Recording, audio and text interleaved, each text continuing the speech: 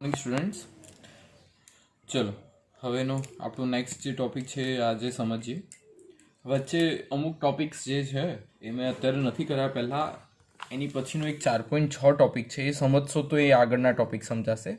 એટલે પહેલાં આપણે 4.6 ટોપિક જે ચોપડીનો છે સંકરણ એ સમજી લઈએ.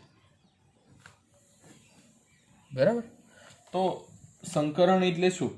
સંકરણ એટલે કોઈનો પણ ભૌમિતિક આકાર સમજવો હોય, બરાબર, કોઈનો આકાર ભૌમિતિક જે સમજવો હોય, જેમ કે હું તમને કહું કે CH4નો આકાર કેવો, NH4નો આકાર કેવો, તો જેનો પણ જે બહુપરિમાણીય અણુ છે એનો લાક્ષણિક ભૌમિતિક આકાર સમજવા માટે સંકરણની જરૂરત પડે છે.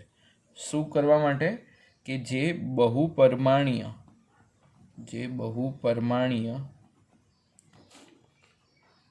અણુના લાક્ષણિક ભૌમિતિક આકાર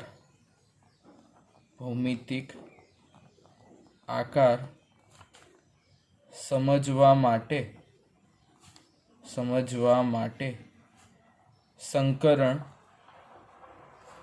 સંકરણની જરૂરિયાત છે. બરાબર?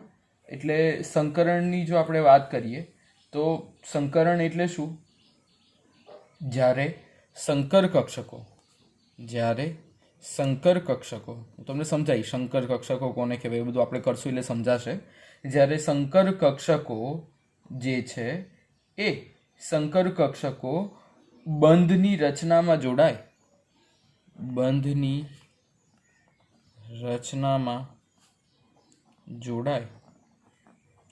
તેને સંકરણ કહેવામાં આવે છે.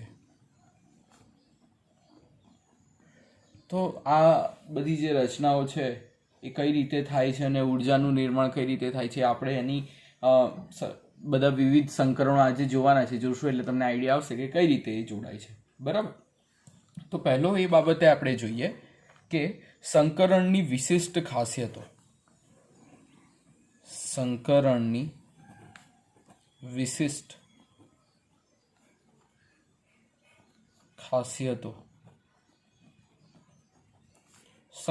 કઈ વિશિષ્ટ ખાસિયતો હોય છે? તો આ વિશિષ્ટ ખાસિયતોમાં આપણે જોઈએ તો પહેલો જે પોઈન્ટ જે છે એ છે સંકૃત કક્ષકોની સંખ્યા સંકરણ પામતી પરમાણ્વીય કક્ષકોની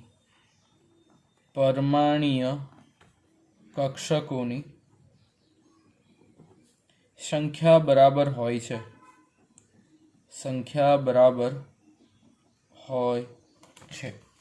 બરાબર? આ છે એનો પહેલો પોઈન્ટ. બીજો પોઈન્ટ, સંકૃત કક્ષકો હંમેશા સમતુલ્ય ઉર્જાવાળી અને આકારવાળી હોય છે. બરાબર? એટલે બીજો પોઈન્ટ જે છે સંકૃત કક્ષકો હંમેશા સમતુલ્ય ઉર્જાવાળી અને આકારવાળી હોય છે. સમતુલ્ય ઉર્જા અને આકારવાળી હોય છે. બરાબર? થર્ડ પોઈન્ટ જો જોઈએ તો આની ખાસિયતો, સંકરણની ખાલી અત્યારે આપણે ખાસિયતો સમજીએ છીએ, એની કઈ કઈ ખાસિયતો છે. ત્રીજો પોઈન્ટ જો જોવા જઈએ તો એ બાબતે એ આવશે કે શુદ્ધ પરમાણ્વીય કક્ષકો કરતા સંકર કક્ષકો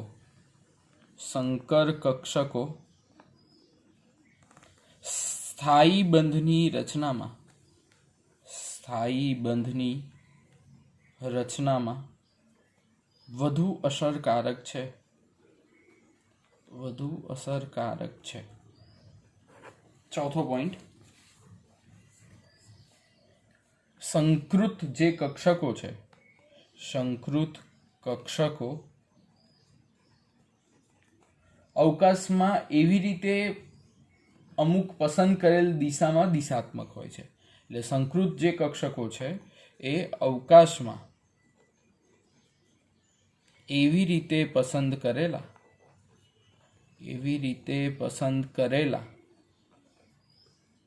દિશામાં દિશાત્મક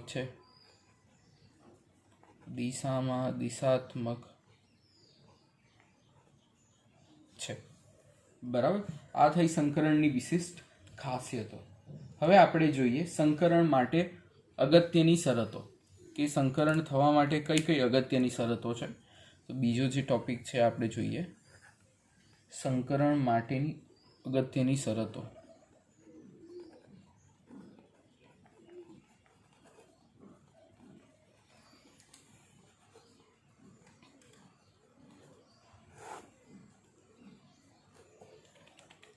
તો કઈ કઈ શરતો સંકરણ માટે જરૂરી છે?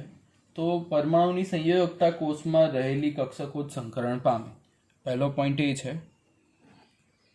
એ છે કે પરમાણુની સંયોજકતા કોષમાં રહેલી કક્ષકો જ પરમાણુની સંયોજકતા કોષમાં રહેલી કક્ષકો સંકરણ પામશે.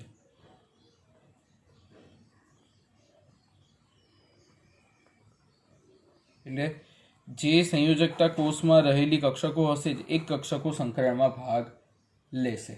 બરાબર. પછી સંકરણ પામતી જે કક્ષકો છે એની ઉર્જા, સંકરણ પામતી કક્ષકોની ઉર્જા સમાન હોવી જોઈએ.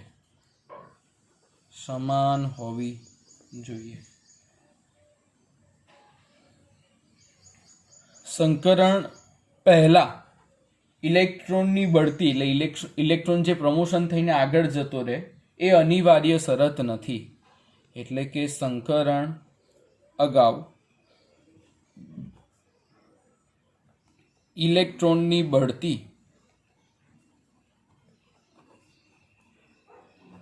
એ અનિવાર્ય શરત નથી.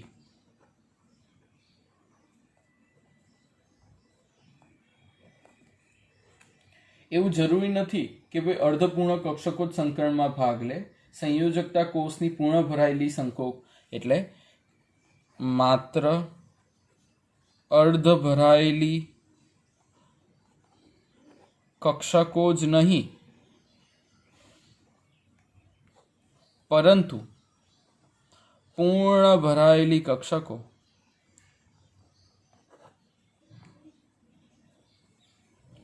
પણ સંકરણમાં ભાગ લેશે.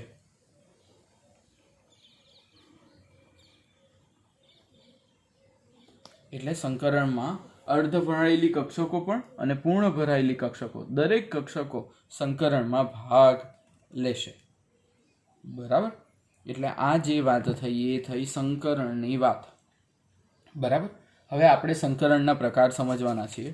તો સંકરણના જો પ્રકાર સમજવાના હોય તો SPD કક્ષકો પ્રમાણે જો જોઈએ, ખાસ કરીને જો સંકરણના પ્રકાર સમજવાના હોય તો સંકરણના પ્રકારને આધારે આપણે જો જોઈએ તો સંકરણમાં આવશે sp3 સંકરણ, પછી આવશે sp2 સંકરણ અને પછી આવશે sp.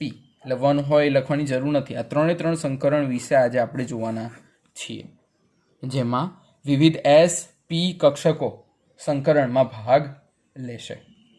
બરાબર. તો આપણે શરૂઆત કરીએ sp સંકરણથી. કયા સંકરણથી શરૂઆત કરીએ? sp સંકરણ.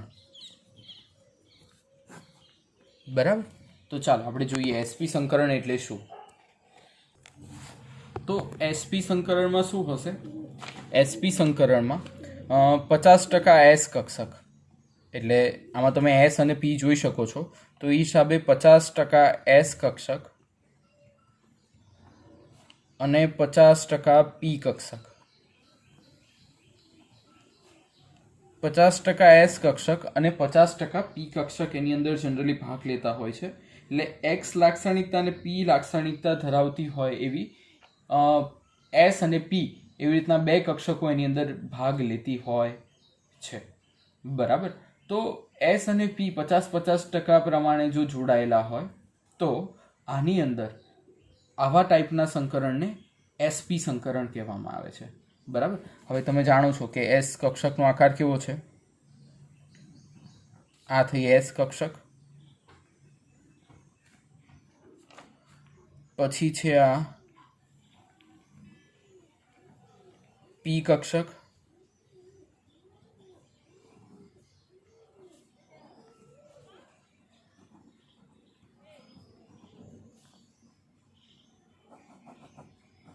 આ બંનેનું જ્યારે સંકરણ કરવામાં આવે ત્યારે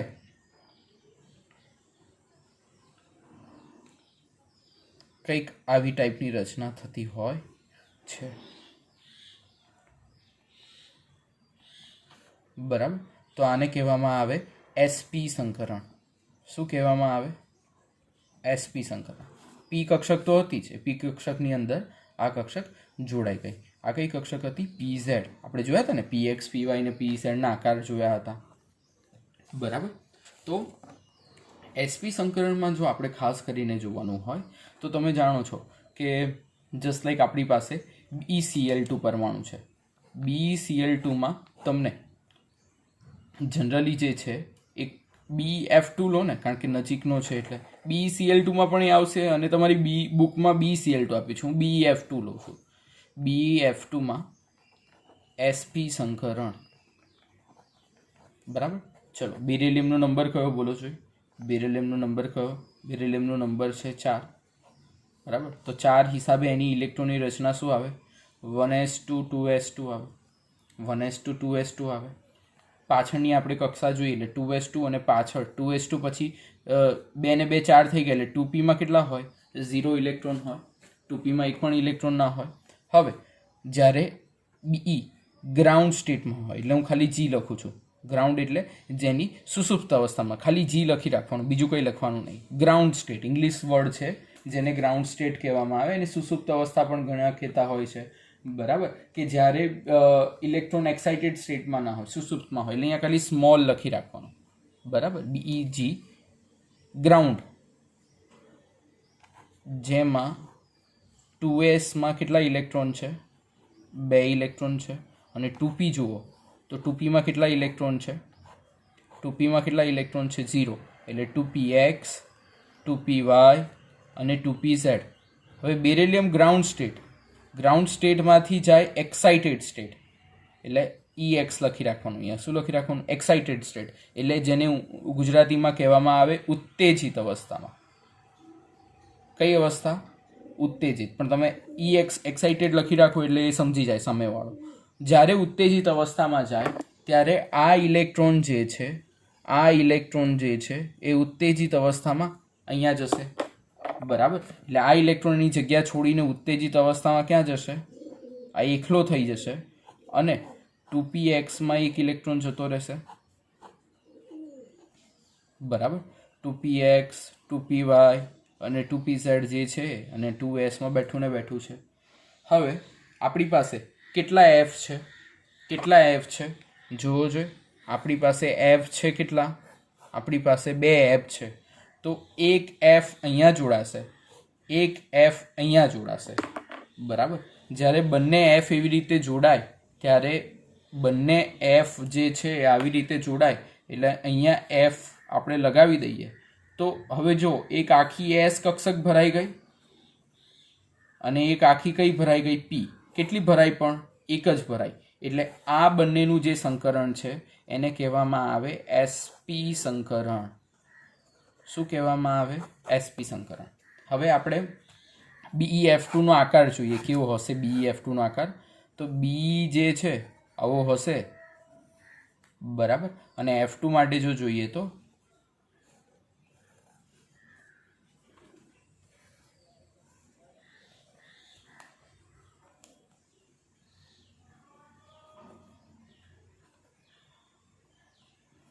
આવો કંઈક આકાર એનો બનશે. બરાબર. એટલે આ જે છે એ થશે BeF2માં સંકરણ. ઓકે. જે સંકરણને કહેવામાં આવે છે SP સંકરણ. કયું સંકરણ કહેવામાં આવે છે? SP સંકરણ તરીકે એને ઓળખવામાં આવે છે. ઓકે, ચાલો હવે આ sp સંકરણ સમજ્યા પછી એની પછીનું સંકરણ સમજીએ, જે છે sp2 સંકરણ. એવું સંકરણ જે છે sp2 સંકરણ.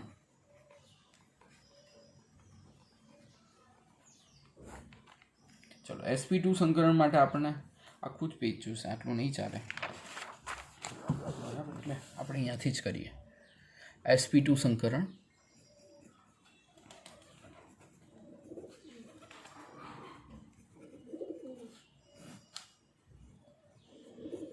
sp2 સંકરણમાં એક s અને કેટલી p, s કેટલી 1 અને p કેટલી 2, એટલે s નું પ્રપોઝન જે હોય એ 33.3% અને p નું પ્રપોઝન 2 × 33.3%, એવા પ્રપોઝનમાં આ ટાઈપનું સંકરણ હોય, બરાબર? એટલે એક s અને 2 p હોય. હવે એક s હોય એટલે કેટલી હોય? આ એક s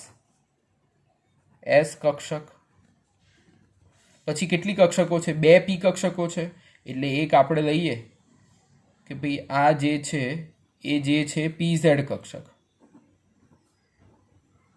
અને બીજી પણ લેવી પડશે ને, એટલે બીજી કક્ષક આપણે લઈએ px કક્ષક. કઈ કક્ષક લઈએ? px કક્ષક. pz કક્ષક, px કક્ષક અને s કક્ષક, આ બધાના કોમ્બિનેશન જો જોવા જઈએ તો આપણને બનશે શું? આ બધાના કોમ્બિનેશનથી બનશે શું? આ બધાના કોમ્બિનેશનથી એક તો પહેલાં આવું, આ જે છે px કક્ષક, બીજી છે pz કક્ષક, અને s કક્ષક જે છે એમાં આવું ગોળ કુંડાળું કરી દો, બરાબર? એટલે આ બધાનું સંકરણ થશે, આ બધાનું સંકરણ થશે એટલે શું થશે? આવું થશે, જેમાં આ ટાઈપનું સંકરણ તમને જોવા મળશે. એટલે ટ્રાયેંગલ શેપ તમે કહી શકો કે ત્રિકોણાકાર આ સંકરણમાં તમને જોવા મળી શકે છે, બરાબર? તો sp2 સંકરણમાં આ ટાઈપનો આકાર આપણને જોવા મળી શકે છે, બરાબર?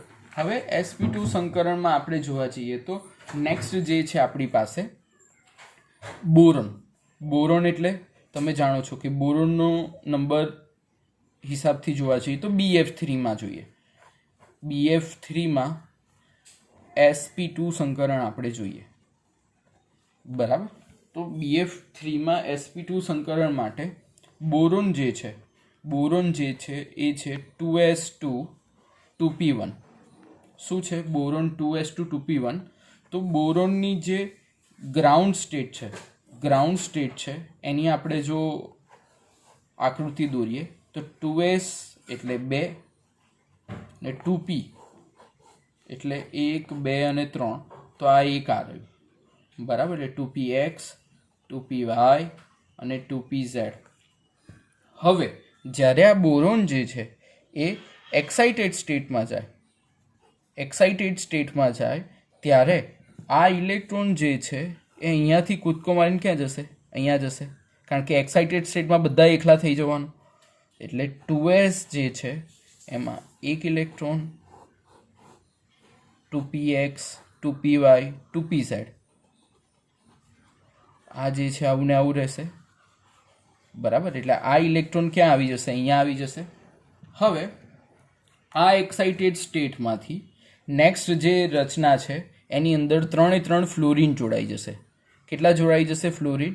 એક ફ્લોરિન અહીંયા જોડાઈ જશે. કેટલા ફ્લોરિન છે આપણી પાસે? 3 ફ્લોરિન છે, એટલે એક ફ્લોરિન અહીંયા અને એક ફ્લોરિન અહીંયા, એટલે બધી જગ્યાએ ફ્લોરિન જોડાઈ જશે.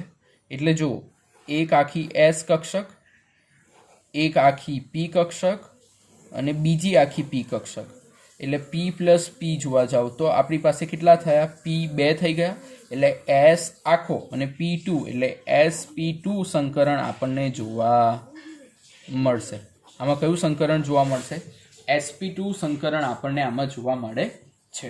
sp2 સંકરણમાં આપણે ખાસ કરીને જો આકારની ચર્ચા કરીએ તો આપણી પાસે છે આ બોરોન.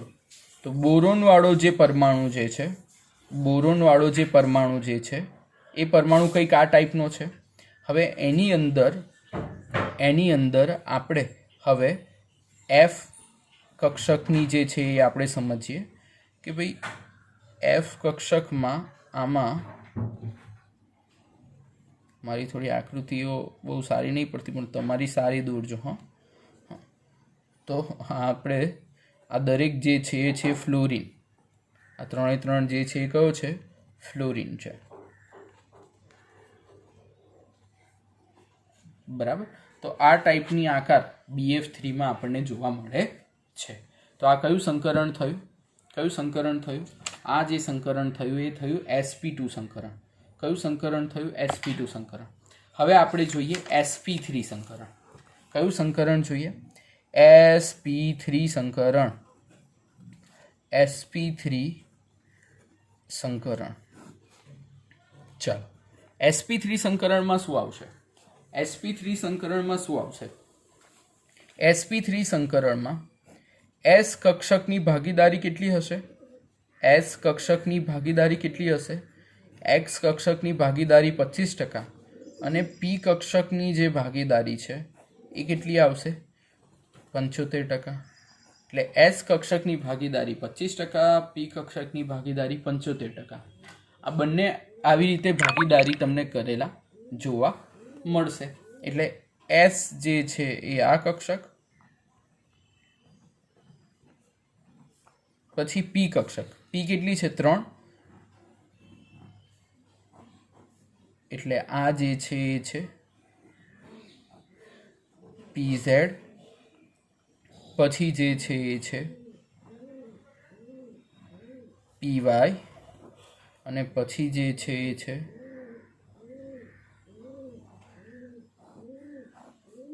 px. pz કક્ષક, py કક્ષક અને px કક્ષક. બરાબર. તો આ બધાનું જો કોમ્બિનેશન થાય, તો શું થાય? જો એક તો આમ છે, એક આમ છે અને એક આમ છે, અને આ બધાની અંદર પાછો એક સર્કલ એસ કક્ષક વાળો. બરાબર. તો આ બધાના કોમ્બિનેશનથી at end of the day કેવો આકાર થવો જોઈએ?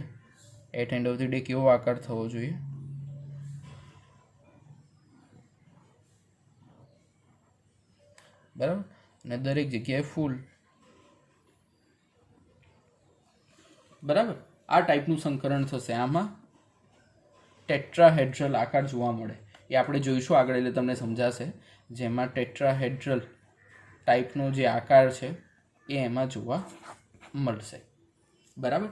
કયા ટાઈપના સંકરણમાં? sp3 સંકરણમાં તમને આવો આકાર જોવા મળશે.